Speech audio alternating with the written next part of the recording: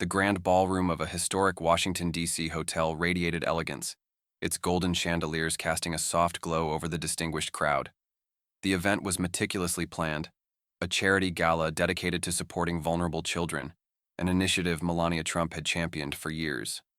Dressed in a simple yet stunning ivory gown, she exuded grace and purpose as she stood at the podium, delivering a heartfelt speech that spoke to her passion for making a difference. Her words resonated deeply. Guests leaned in, captivated by her sincerity, while applause punctuated her key points. The atmosphere was one of unity and hope, a shared commitment to a cause that transcended politics and personal biases. As she concluded her speech, the room erupted into applause. Cameras flashed, journalists scribbled notes, and the event's host invited the audience to a brief Q&A session. Melania stood poised, ready to answer questions with the same calm demeanor that had defined her public persona. It started smoothly. A reporter from a reputable news outlet asked about the success of her Be Best initiative and how it had impacted children globally. Another inquired about plans for future programs. Melania answered each question with thoughtfulness, her voice steady, her tone warm. The crowd seemed at ease, impressed by her composure and depth. And then, it happened. A man in the back of the room stood abruptly, his microphone catching the attention of the crowd. His presence was unassuming, but his tone was anything but. "Mrs. Trump," he began, his voice sharp and deliberate, "many people believe your involvement in these causes is just a facade, a way to distract from your family's controversies. How do you respond to those who say this is all for show?" The room froze. The question hung in the air, slicing through the polite atmosphere like a blade. Conversation ceased, forks paused mid-motion, and an uneasy silence spread among the guests. All eyes turned to Melania, their expressions a mix of shock and curiosity. Cameras flashed with renewed intensity as the moment unfolded.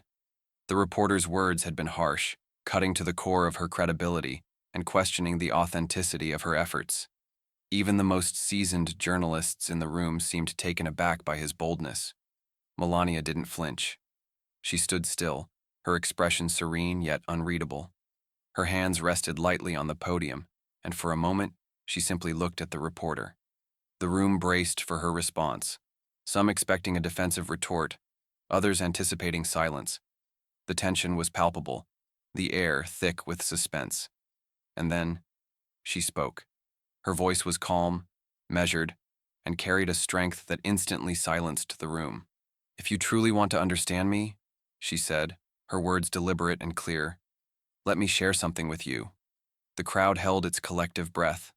There was no anger in her tone, no bitterness, only a quiet confidence that commanded attention. Her words didn't just address the question. They invited everyone in the room to listen, to see her not as a public figure but as a person with a story worth hearing. The stage was set. In that moment, it was clear. This wasn't just a response, it was an opportunity to shift the narrative, to show the world a side of her that had remained hidden behind headlines and speculation. And as the room leaned in, captivated, Melania Trump prepared to do just that. The room remained silent as Melania's calm yet commanding voice lingered in the air. Every guest, every reporter, every camera operator leaned forward, waiting for what she would say next. Her gaze softened, but her posture remained strong, a portrait of grace under fire. "I understand why some people might think that," she began, her tone steady but reflective. "They see the headlines, the photos, and the public moments. But what they don't see are the quieter ones, the moments that shaped who I am and why I do what I do." She paused, letting her words settle. The tension in the room began to shift, curiosity replacing the unease. Even the reporter who had asked the harsh question seemed transfixed, his expression softening slightly. "I wasn't born into wealth or privilege," she continued, her Slovenian accent adding an intimate weight to her words. "I grew up in a small town, in a simple home, with hardworking parents who taught me that life is not measured by what you have, but by how much you give." A faint smile crossed her lips as she began to paint a picture of her early life. "I remember sitting with my mother as she sewed clothes for our family and for others in the community. She would tell me, 'Melania, you may not have much, but you can always share what you do have.' Those words have stayed with me my entire life." Her voice cracked slightly, but she continued, undeterred. I remember one winter. It was especially harsh that year. A family in our neighborhood lost their home to a fire. They had nothing. No clothes, no food, no place to go. My mother didn't hesitate. She took the blankets off our own beds, the food from our pantry, and gave it to them. I asked her, but what about us? And she said, we'll manage. They need it more. The crowd sat motionless, captivated by the vivid imagery and raw emotion in her story. For the first time, many in the room saw beyond the polished image of Melania Trump and glimpsed the values that had been instilled in her long before the spotlight found her. These are the values I was raised with, she continued, her voice gaining strength. And they are the values I try to live by every day, even when it's difficult, even when people question my intentions. Kindness, generosity, and humility are not just words to me. They are actions. Actions I saw in my mother, and actions I strive to show in my own life. Her gaze moved across the room, her sincerity washing over the audience like a warm wave. It's why I chose to focus on children in my work, because I know what it feels like to need someone to believe in you, to help you when you're struggling. And I know the power of even the smallest act of kindness. It can change someone's life. Melania's voice softened as she concluded, her words landing with quiet impact. So, to those who question my heart or my motives, I don't blame you. It's easy to judge what you don't understand. But I hope tonight, you'll take a moment to see not just the public figure, but the person. A person who is simply trying to make a difference in the way I was taught, with the values I hold dear. The silence in the room was profound. For a moment, no one moved, no one spoke. And then slowly, a soft ripple of applause began to spread. It wasn't the loud, obligatory clapping of a formal event. It was genuine, heartfelt, a sign that her words had truly resonated. The reporter who had asked the provocative question lowered his head slightly, his expression unreadable. But the room had already shifted. Melania's story had cut through the tension, replacing it with something deeper: understanding, empathy, and a renewed sense of humanity. The moment wasn't just about answering a question. It was about revealing the heart behind the public figure, a heart that had been shaped by humility, kindness, and a lifetime of quiet strength. And for those in the room, it was a moment they wouldn't soon forget. As the soft applause rippled through the ballroom, Melania remained steady, her expression calm, but her presence unshakable. The vulnerability she had shared wasn't just a response. It was a statement, one that no amount of provocation could undermine. She adjusted the microphone slightly and looked directly at the reporter who had asked the question, her eyes not accusing, but understanding. I appreciate your question, she said gently, her tone carrying a weight of sincerity, because it allows me to address something important, not just for myself, but for anyone who has ever felt judged or misunderstood. The room seemed to lean forward, drawn by the quiet strength of her voice. Criticism is something I have lived with for a long time, she continued. It comes with the life I chose, and I accept that. But what I've learned is that criticism, while painful, can also be a gift. It forces you to look inward and ask yourself, am I doing enough? Am I staying true to my values? She paused for a moment, letting her words sink in before continuing. It's easy to judge from the outside, to look at someone's life and make assumptions. But what I've come to understand is that assumptions often tell us more about the person making them than the one being judged. The reporter shifted slightly in his seat, visibly uncomfortable but unable to look away. The crowd remained silent, hanging on to every word. Melania's voice softened as she leaned into her next point. Let me share something with you, she said. Last year I visited a shelter for children who had been displaced. There was a young girl there, no older than 10, who had lost her parents. She was shy, withdrawn, barely speaking to anyone. I sat with her, and after some time she started to open up. She told me she loved to draw, so we spent the next hour sketching together. At the end, she handed me her drawing and said, "This is for you.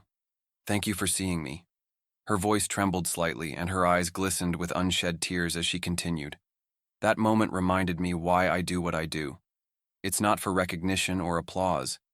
It's for people like her, people who need to know they are seen, that they matter.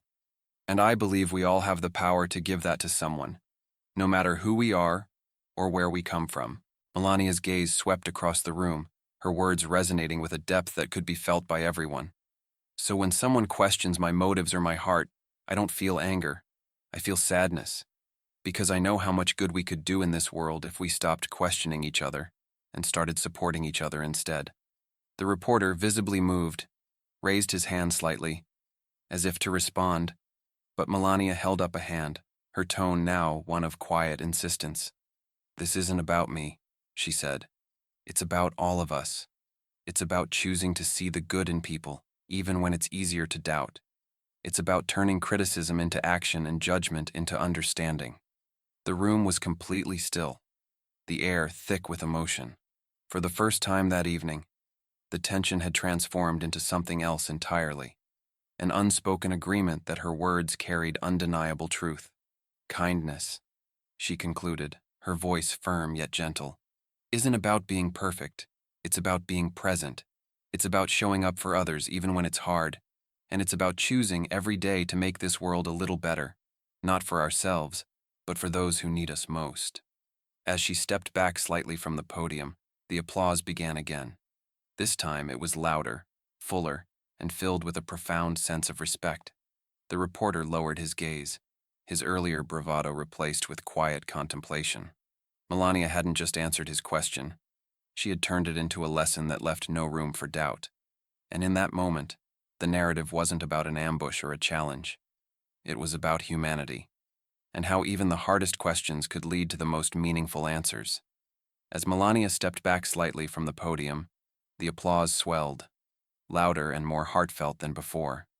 But it wasn't just the clapping that spoke volumes. It was the energy in the room. The faces in the audience reflected something rare: genuine connection. In a space often filled with polite applause and obligatory gestures, this was different. People weren't just moved, they were transformed. From one of the front tables, a man in his late 40s stood. His tailored suit suggested success, but his trembling voice revealed vulnerability. "Mrs. Trump," he began, his voice cracking, "I wasn't planning to speak tonight, but I feel I must."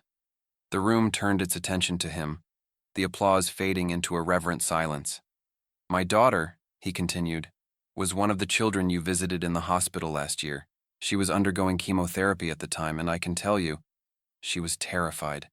She'd stopped smiling, stopped believing things could get better. But then, you walked into her room. You didn't just sit with her, you brought her hope. You told her she was brave, that she could fight this. And do you know what she said to me that night? She said, 'Daddy, I think I can be brave because Mrs. Trump believes I can.'" His voice broke, and he paused, tears streaming down his face. "She's here tonight.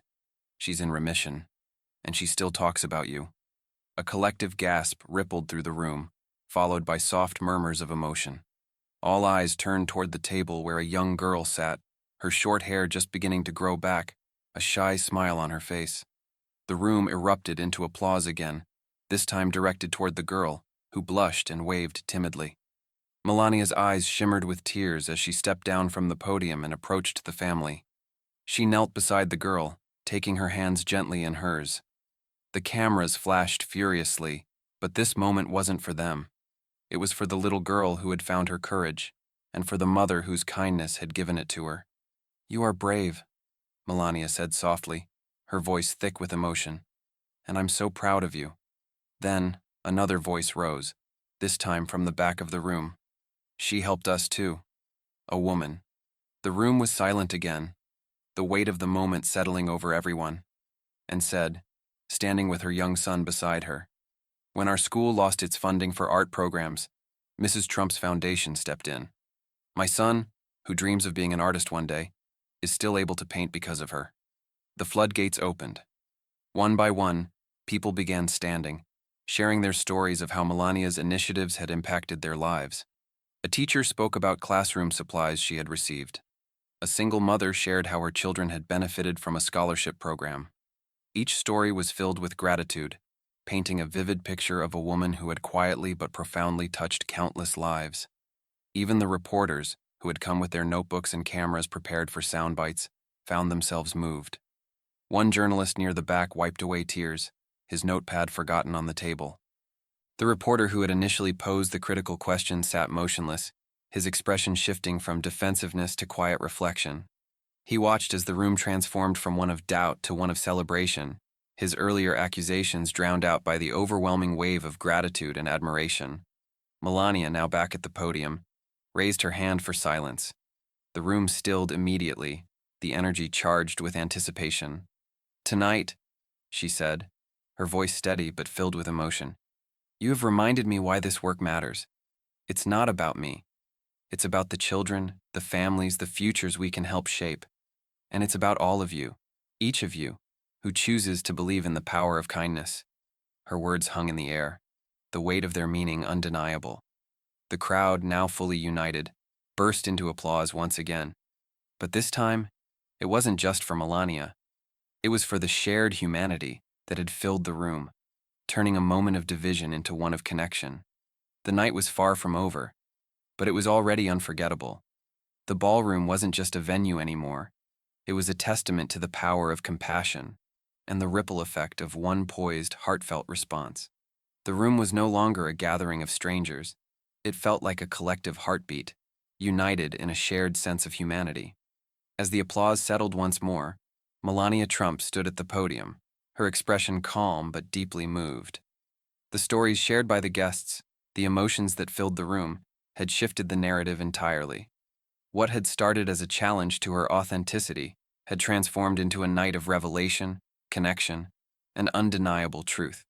Melania looked out over the audience, her voice soft yet steady as she began to speak. "Thank you," she said, her words carrying a weight that made them feel personal to every person in the room. "Thank you for sharing your stories, for opening your hearts, and for reminding us all that even in a world that can feel divided, kindness has the power to bring us together." She paused, glancing briefly at the young girl who had shared her courage, and at the father who had spoken with so much emotion. "Tonight, we've seen what kindness can do. It can bring hope to a child fighting for her life. It can give a mother the strength to support her family. It can inspire a teacher to keep believing in her students' futures. And it can remind all of us that our smallest actions can create ripples we may never fully see."